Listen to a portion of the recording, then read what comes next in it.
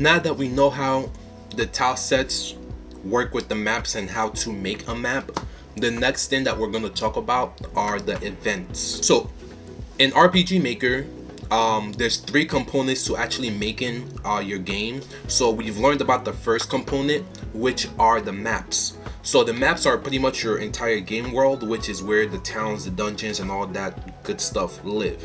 Your game events are pretty much your NPCs, the things that run in the background.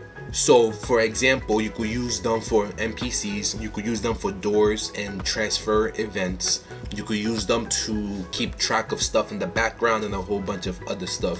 But we're gonna go ahead and dive in deep to events and show you guys everything that you can do in an event. So let's get started. Okay, so like I mentioned before, events are the things that make your game actually run, right? So if we're going back to our previous tutorial, this is the map that we made in the last episode. So let's make this into an actual working game, right? So we're going to make it so your player character will be trapped in this room, and unless they open up 3 chests, they won't be able to leave the room. So in order to do that, we're going to need the help of events. To make an event, the first thing you have to make sure is that you're in the event mode, which you could switch into by clicking on this little icon right here, or also going into mode and then event, or F6 for the shortcut, right? So once you're in the event mode, and you could also tell because you'll see there'll be a grid pop up, and also you won't see your tile sets anymore. You'll just see a list of all the events on the current map. Since there's no events on this map, there's nothing in the list. So to make an event, the first thing you have to do, well, there's 2 ways you can make an event. You could either double click on an empty space and that will make a brand new event for you, or, which is what we're going to talk about first, is by right clicking. So you find an empty spot, you right click it, you could make a new event, right? Or if there's an event already there, you could right click it and edit that event to change the properties. You could also double click on that same event to change the properties, or hit space. Not space. Enter on the keyboard to open up that event also. You could copy events. You could cut, copy, and paste. You could delete them. So I'm not gonna talk about these find features, but we will. So it's pretty much a way to find events by name or by the stuff that's in the notes and stuff like that. We'll talk about that later if it's needed, but for now we'll just talk about the main stuff about the events. So whenever you make an event, if you notice, they all have an ID, right? So if I make another event here, this should be 3. Actually, no, it should be 1. So the system so here's how it orders the event IDs, right? So they're gonna go from 1 all the way to however many events that you have on that map. But let's say, for example, you delete this 1, it's just gonna reassign the next event that you make. Actually, no, let me make another event here, and let's make another event here, right? So let's say I delete 3, the next event I make, right? And let's say I delete 2, right? I have 1 and 4. If I make another one, it's gonna put it as 2, and then if I make another one, it's gonna put it as 3. Then the next one will be 5, right? So it's always gonna try to fill in those gaps that you're missing. Okay, so that's the first thing you need to pay attention. So those event IDs are pretty much correspondent to when you're trying to change an event from a different event, or from a script or something like that, right? So opening the actual event, or opening the event editor, you have a couple of properties that you could set for every single event that you make, right? So one of the properties is the name. So let's say, for example, this is, actually, let me delete this. So let's say we're making a door, right? We will come over here, and we will double click or right click, however you want to get into here. You will name your event. So the name is where the name of the event. This is just for you and to keep track of it. You won't see this in game, right? Note again is for you. You won't see it in game. So notes are used by plugins to have special settings and stuff like that. We will talk about that later when we get to the plugin sections, right? Condition is the condition for this event to activate. If you leave all of these unchecked, then the event will always be active on the game map, right? So image determines on what the event looks like. So if you want to make an NPC, you will come over here and pick what you want that NPC to look like. right? If you want to make a door, you find the door, right? Oh, let me find a better door. You find the door, and now you have a door. So let's say you want to do like a something in the background that keeps track of stuff, but you don't really want the player to see it. You will leave the image blank, right? So let's say we are making a door, right? Let's go ahead and go back to the door, and let's pick this door, right? So autonomous movement pretty much determines how this event moves. Since we're making the door, we're gonna leave it on fixed, but just for tutorial purposes, we're gonna go through the different types and then show you what that will look like. So if I bring my player right here, and then let's say I move this to random, that means that the event will move randomly on the map. Lower the volume, right? As you can see, the event is now moving randomly on the map. Don't worry about how the graphic look, we'll fix that later, but as you can see, moving randomly on the map. So with that same logic, our approach just makes it follow the player. So if I move over here, the event will try to follow me. You see, it's following. And then you have custom for when you want to determine how the event moves by itself. So when you hit custom, you're gonna get this route option. If you click on that, it's gonna open up the movement route, and whatever you assign here, that event will follow this movement path, right? You can also preview it, right? So for example, let's say I make this event move up, up, up. I can preview exactly where he's gonna end up, right? And then if he's here, and you could pick depending on where that event is, and you'll see where he will be able to move to, right? Options repeat movement means when it goes up, up, up, will it cycle through and go back up, up, up, or will it just end?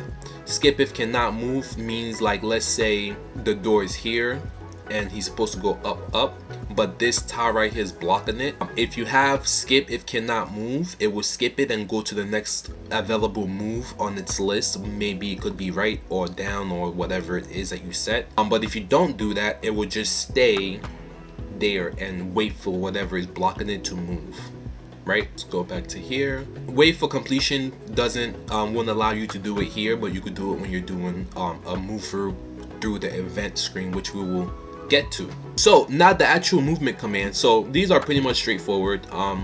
You could tell the event to move in all 4 directions. You could have them move left and then down, left and then right, and then whatever these movements are, you can make it move towards the player, move away from the player, take 1 step forward, 1 step back, jump, wait. And when you jump, you could either jump up, you could literally jump up and down, or you could jump to a different point in the map, right? You also have your turn. You could just make the event turn to a certain direction. You could have it turn on a switch, so it can move up, up, up, turn on the switch, and then that switch could be like a TV. Could be a switch that also turns on the TV or something like that to make the event look like he's turning on the TV or something like that, or off. You could change the speed and frequency, which is how fast the event moves. You could turn on and off the walk-in and step-in animations, as well as direction fix, which we will talk about in a little bit. You could turn true on and off, which means if the event can pass through things or not. Transparent on and off just means that the event will, even if it has a graphic, it will be not visible, right? You could change the image. You see how we have it as a door. We could have it while it's doing this move route transform to a different thing. So for example, you got a cat that's walking, and then you could have it transform into a human or something like that, right? Change opacity. You could make the event translucent, so you could make a NPC and make it like maybe 50% visible, so it might be a ghost or something like that. Blend mode just could make it the different blend modes in like Photoshop, so you can make it additive, multiply on screen. You could have it play in SE, or you could have it run a script. This is powerful. We will talk about that later, but you could have it run scripts and stuff. So this is your event move routes, and that is all in your autonomous movements, right? So now we come down here to options. So options pretty much determines what this event is capable of doing in terms of moving and stuff like that, right? So walking animation means when the event actually moves, it will display the walking animation. Stepping animation means even if the event isn't moving, is it going to be doing this stepping animation, right? So let me kind of explain that to you. Walking animation is when they're actually moving, so as they move, they will go through their stepping animation depending on which direction they are facing. So a stepping animation is just these, right? Every single row is a stepping animation. So for example, this is the first stepping animation, second, third, and fourth, right? If the character is moving, right, the stepping animation based on the direction it's moving will be playing. So if the character is moving down, then this down stepping animation, which is this, will be playing. But if they're moving left, then the left stepping animation will be playing, right? So what this means is, even if the player isn't moving, depending on what direction that they are currently. So let me actually kind of show you what that means. Let me turn this off. I mean, we could have the walking animation too with it on, but let me just show you what that means. As you can see, they're doing their stepping animation. I don't even know why they turned, but I think it's because I have this. Let me just make you fixed. All right, save this, come back over here, reload the game, and as you can see, they're standing still, but yet they're still playing their stepping animation, right? You might ask yourself, where might this come in handy? This comes in handy with stuff like, let's say I come down here and I find me, give me 1 second guys, let's say I find this, right? I don't know what this is, but it's like a chimney or something like that. So if I play this, reload this, new game, as you can see, it's playing the animation of the smoke, which is the stepping animation, but I don't actually need it to move, I just needed to play the smoke. So that is what that is used for. Direction fix means whatever direction you have it set to, it will not move, because what happens is when you interact with an event, it usually faces the character when you interact with them, right? So I'm gonna copy this and paste events, oops, right?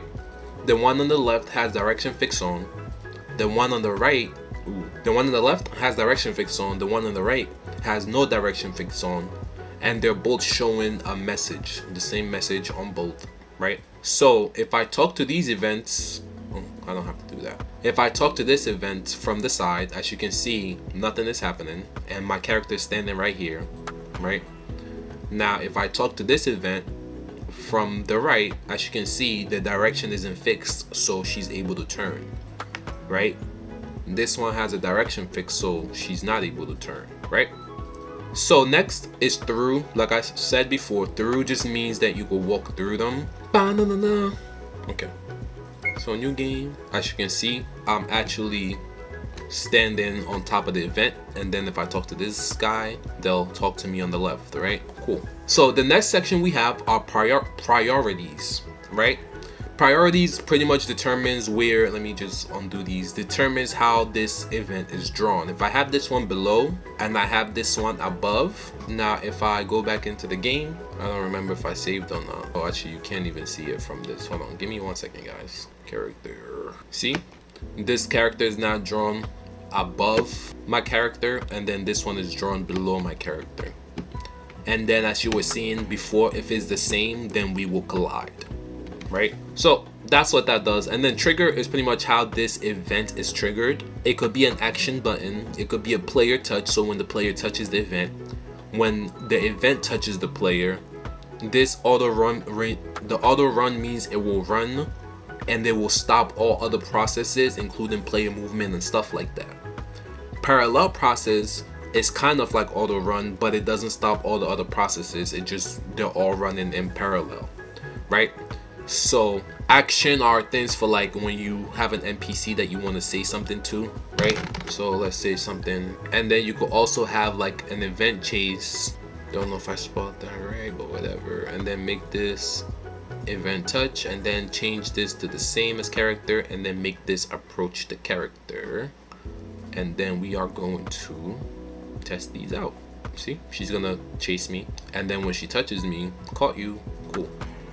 And then this one only activates when I click or hit enter on it, right? Click, there we go. So if it was parallel process, see, it's just gonna keep happening, keep parallel processing and happening, processing and happening, processing and happening.